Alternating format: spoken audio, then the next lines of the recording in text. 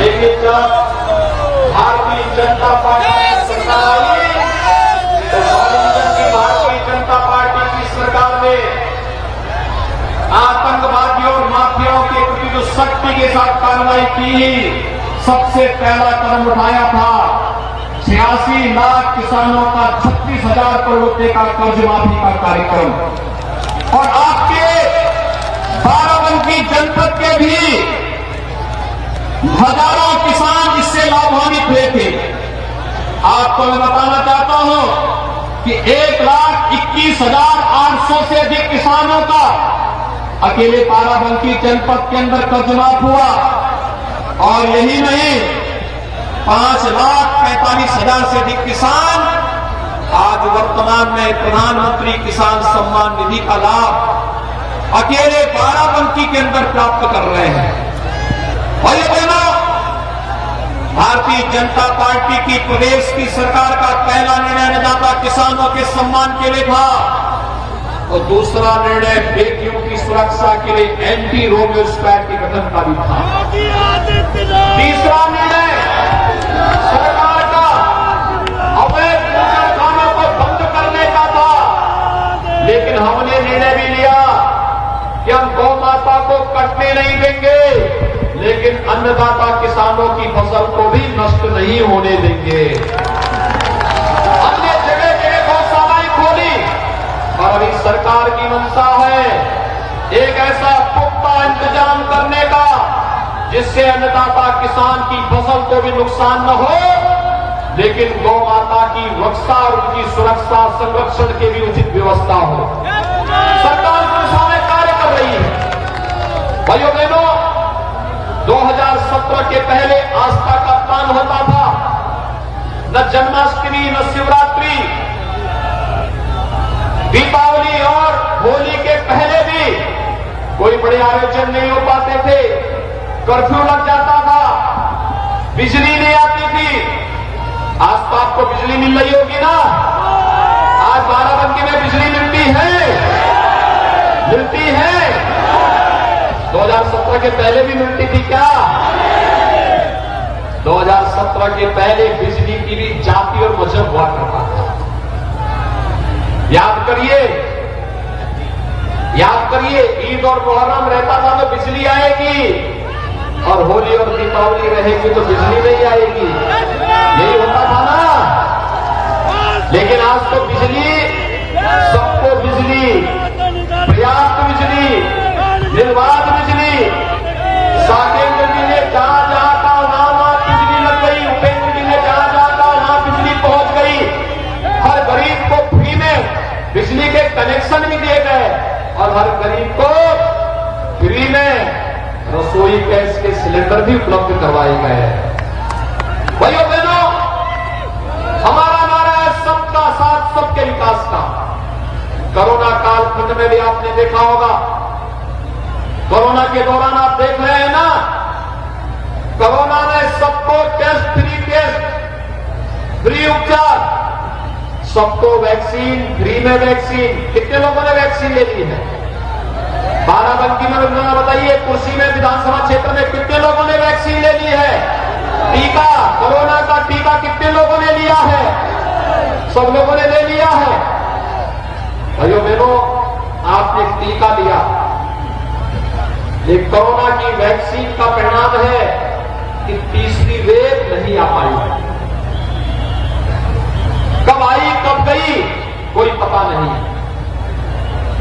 Vaccine का पैसा तो नहीं दिया किसी ने, वैक्सीन फ्री में मिली। अगर सपा बसपा की सरकार होती भाइयों बहनों, तो यह वैक्सीन भी मार्केट में ब्लैक हो जाती। प्रधानमंत्री मोदी जी के कारण फ्री में वैक्सीन मिली, सबको वैक्सीन मिली। और डबल इंजन की सरकार है तो डबल डोज राशन का भी मिला होगा। राशन मिला कि नहीं मिला? सभी लोगों को मिला। राशन के साथ दाल, तेल और नमक। क्या 2017 के पहले भी मिलता था क्या?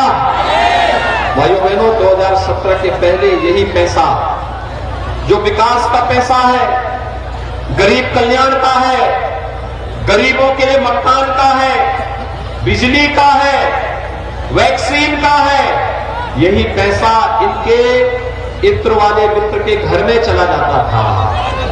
और इसीलिए हमारी सरकार ने तय किया कि एक तरफ एक हाथ में विकास के कार्य, गरीबों के लिए घर, गरीबों के लिए राशन, गरीब के लिए शौचालय, हर एक नागरिक को बिजली, हर घर नल योजना, एक हाथ से विकास की योजनाओं को आगे बढ़ाने का कार्य करेंगे और दूसरे हाथ से इन माफिया, इन अपराधी और इनके चित्र वाले मित्र के को बुलडोजर का भी सहारा देकर के इनसे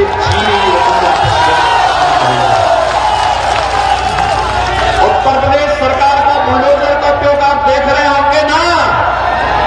एक्सप्रेस हाईवे भी बन रहे हैं और भाइयों बहनों, एक्सप्रेस हाईवे के साथ साथ माफिया और अपराधियों के ऊपर भी बुलडोजर बहुत अच्छे ढंग से संचालित हो रहा है ना।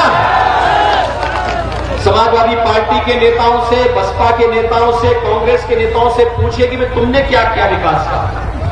भाइयों बहनों, इनके पास विकास की कोई योजना बताने के लिए नहीं है।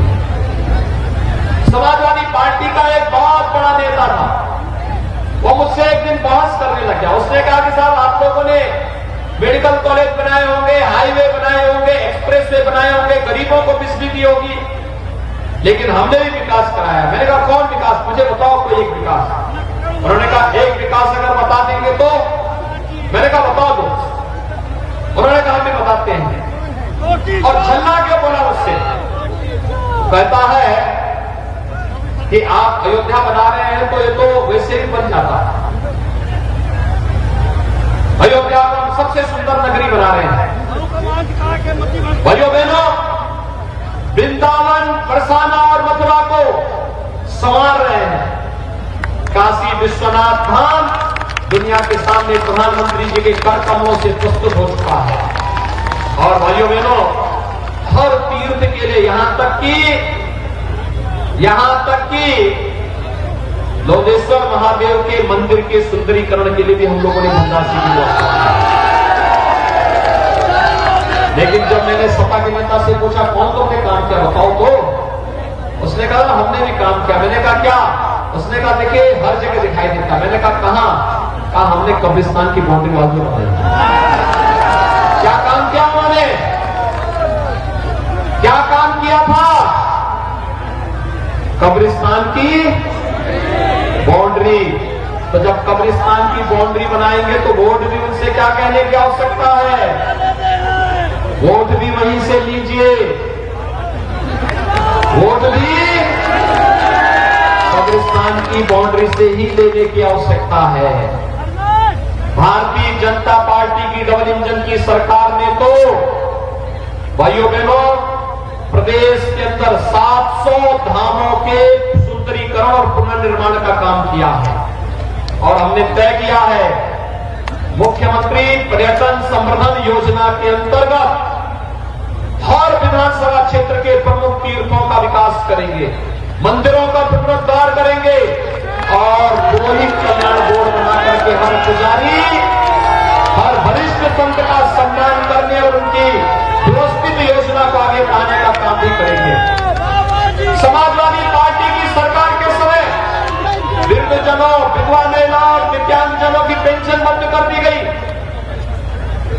इनकी पेंशन भी बंद कर दी उन्होंने।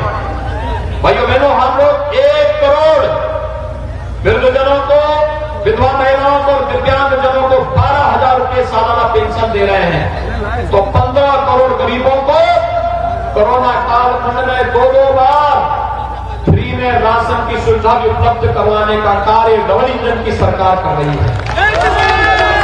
भाइयों बहनों, चुनाव आते ही आपने देखा होगा एक पेशेवर माफिया अपराधी जो 4.5 वर्षों तक अपने बिलों के अंदर छुपे हुए थे, एक बार फिर से अपने बिल से निकल करके रेंगते हुए दिखाई दे रहे हैं। और मुझे तो बताया गया कि यहां पर एक माफिया आया था प्रचार करने के लिए, समाजवादी पार्टी के प्रचार के लिए। लेकिन चिंता मत करिए, मैं आपको आश्वस्त करने के लिए आया हूं, मैं आपको आश्वस्त करने के लिए